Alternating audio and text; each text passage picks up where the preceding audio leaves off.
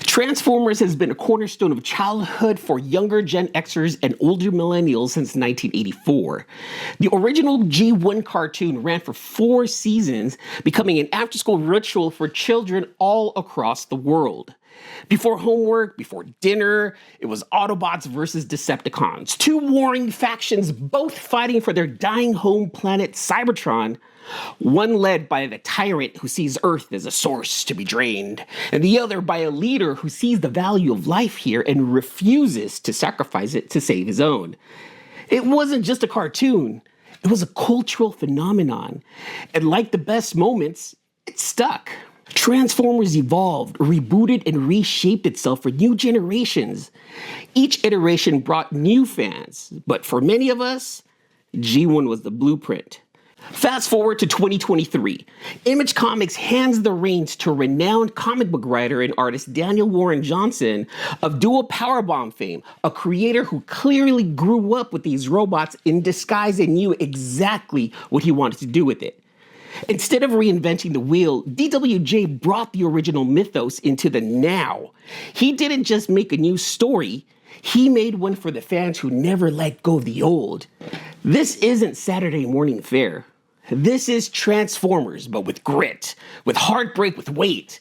It's Optimus, still Starscream, still the war for Cybertron, but it's told through the lens that understands we're no longer kids. We're adults with nostalgia, questions, and expectations. And DWJ delivers. Winning the Eisner for Best Ongoing Comic at SDCC 2024 wasn't just a win for him. It was a win for every fan who kept that original toy, who still hums the theme song, and who's always wondered what might have happened if stakes felt a little bit more real. So in this review, we're diving into Transformers issues 1 through 6 from Image Comics. How does DWJ's vision stack up against the G1 cartoon? What does he keep and what does he change? And most importantly, does it still feel like Transformers? Let's find out.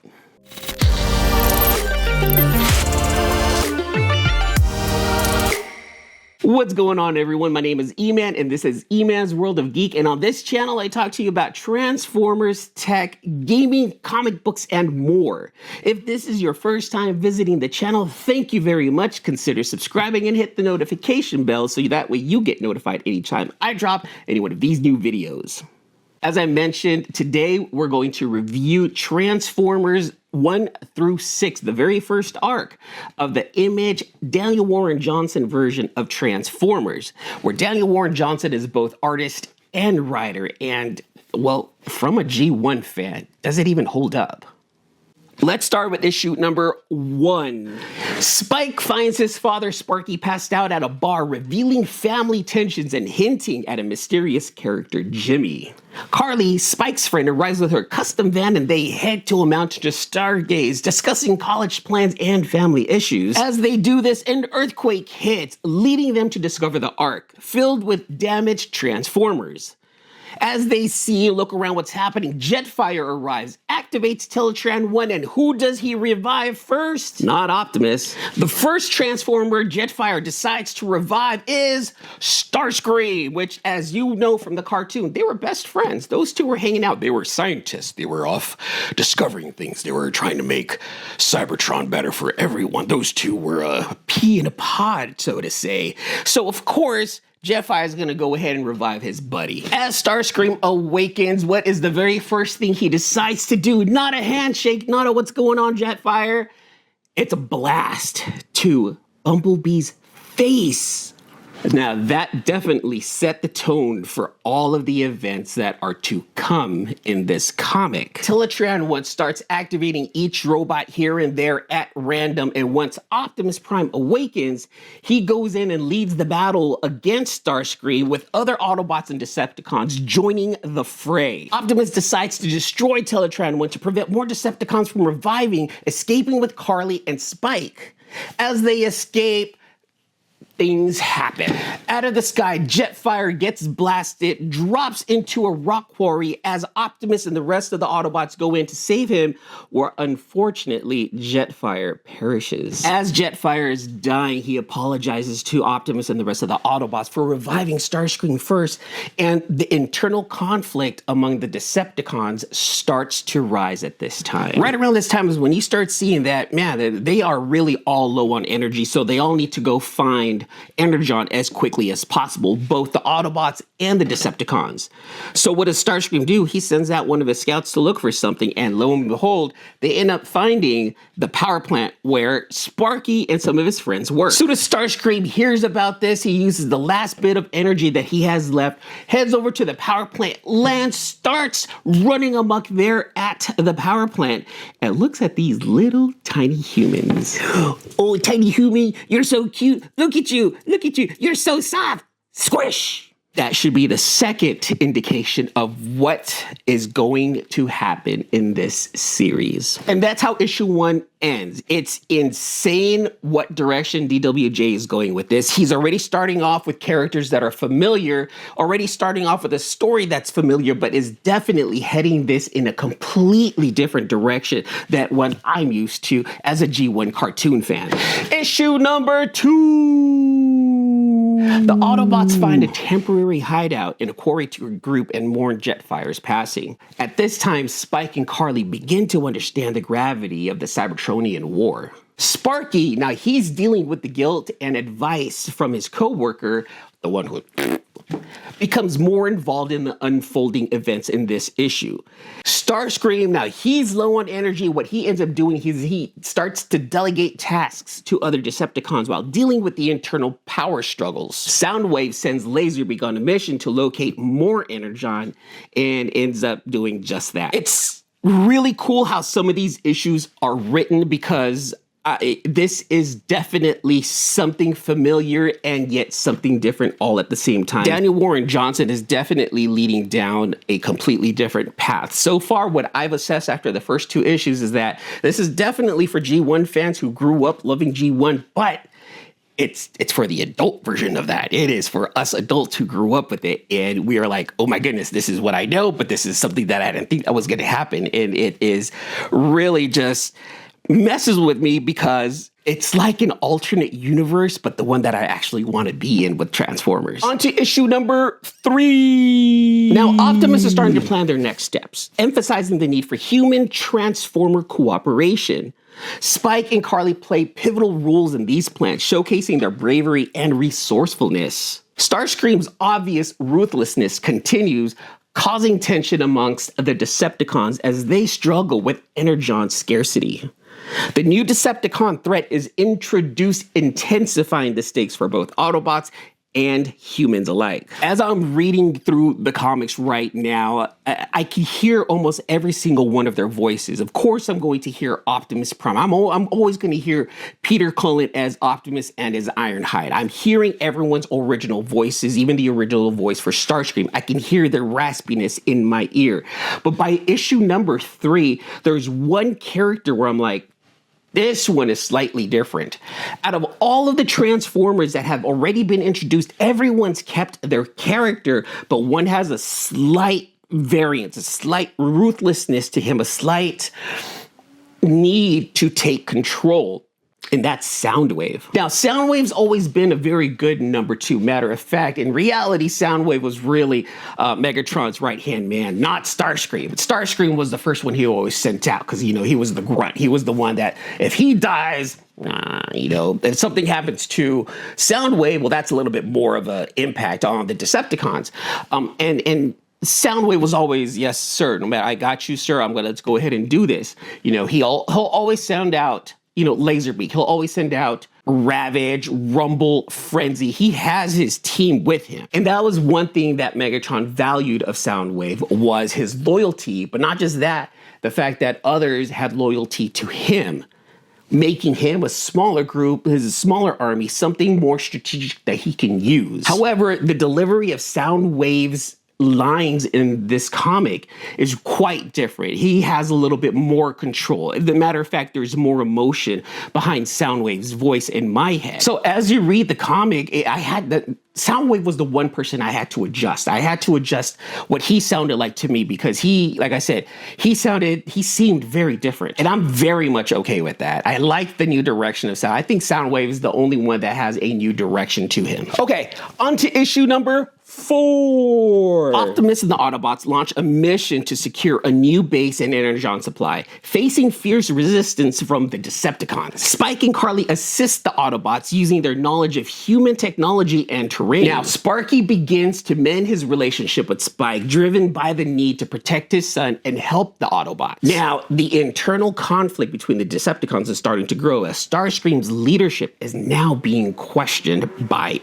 everyone, including Soundwave. On to issue number 5. A major battle occurs showing epic combat scenes and strategic maneuvers by both the Autobots and the Decepticons. The Autobots secure a significant victory but suffer losses, highlighting the war's toll on all involved. Spike and Carly discover more about the Autobots' history and the reasons behind the Cybertronian War. The Decepticons find a new source of energon, setting the stage for future confrontations. On to issue number 6. Now, this is the final issue in the first arc. Here, the Autobots prepare for a decisive battle, rallying all of their resources and allies. Starscream makes a bold move, aiming to solidify his power and crush the Autobots. Now, this issue ends with a dramatic battle, leaving several storylines unresolved and setting up future conflicts. New alliances are hinted at, and both Autobots and Decepticons face uncertain futures, ensuring readers are eager for the next issues.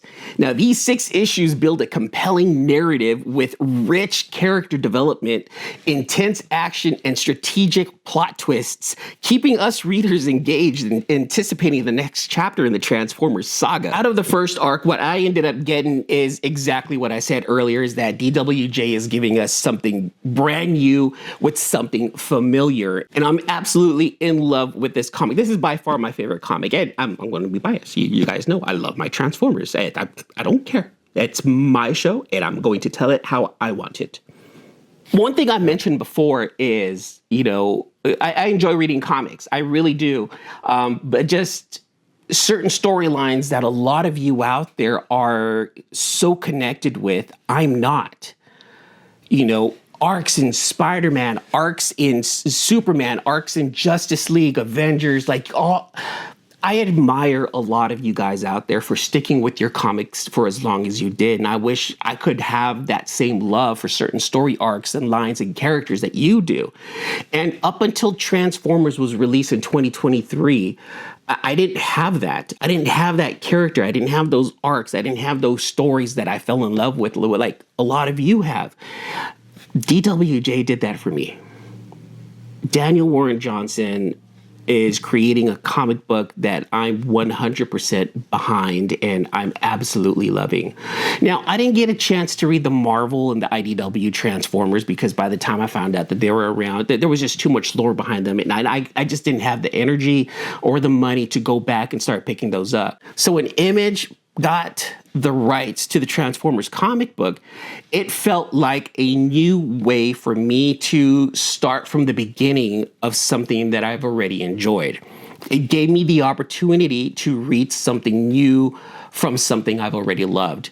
And Image and Daniel Warren Johnson are doing just that. So for me, these comics are now hitting me the way I'm sure a lot of those classic comics have hit a lot of you guys. And now I feel very much a part of the comic book community because there's a certain amount of knowledge that I know I have with regards to the Transformers. And carrying that into this comic makes me feel like, hey, I'm a part of the gang now. I'm not gonna lie. I feel like, hey, I feel like I'm one of you guys now. You know, I liked a lot of the short reads, like a lot of the, quick runs, 20, 30, 40 issue runs of certain comics. You know, if I can collect the number one from something that starts good, I'll stick with it. But I just can't go all the way back to start collecting any of the, Spider-Man's, Captain America's, some of the big two stuff, some of the classics. And those comics I 100% respect. I can't say I love them like you guys do. But I can say that I love Transformers the way you guys love Captain America and, any of the other comics that you absolutely love in your collection. So for me, I'm going to give this a 10 out of 10. But again, this is coming from the eyes of a G1 fan. This is coming from the eyes of a person who's seen every new iteration of Transformers since 1984. G1, G2, Headmasters, Target Masters, Beast Wars, Beast Machines, 2001, Robots in Disguise, the Unicron trilogy, Transformers Prime, Earthspark, the Netflix ones. Like, I've watched them all and I've enjoyed them, as much as I can, understanding that they are all different. But with Image and DWJ bringing this back the way they did, this feels like the reboot that a lot of G1 cartoon fans have been waiting for. The only difference is this time you have to read it and not watch it. And I don't think that takes away from any of the spark. So I highly recommend any of you G1 fans, any of you comic book fans, any fans of action, any fans of just robots, start reading Transformers from Image. I guarantee you this is going to be one of the best comics that you've read. You're going to enjoy it. You're going to like the direction it's going. You're going to like the action, the art by all the artists so far up until now. We're at issue 19 now. And from DWJ to Jorge Corona, which I'll talk about in the next video, is almost seamless. And it's beautiful to see, the transition from one artist to the other and their take on this property. And in issue number 19, there was a new artist, and it was more cartoony, but it was still pretty good. I forgot the name of that artist, and I thought it was really good. So my recommendation, 10 out of 10, will recommend. I'll slab every single one of them. If I could, I would. That's what I would do. All the comics, I would completely slab. But that's just my crazy mind, because I'm just crazy in love with Transformers. And I really hope that this can be a part of your collection in a way that makes a huge impact on your comic book reading like it did for me. Thank you so much for listening to me ramble and talk about Transformers. This is something I've been working on for a long time, and I really hope that you guys stick around and follow me for more videos like this, because there's going to be more reviews and discussions on arcs of comics that I really enjoyed here in the future on the channel. And you know what? Let me know down below, what are some of the arcs that you guys absolutely fell in love with? This is the arc. This is the comic. This is the character this is my childhood. Just like Optimus is my childhood. Who was your childhood? Which one of these comic book characters represent your childhood, and who made it awesome? Let me know down in the comments below, and I'll see you guys in the next issue. Deuces.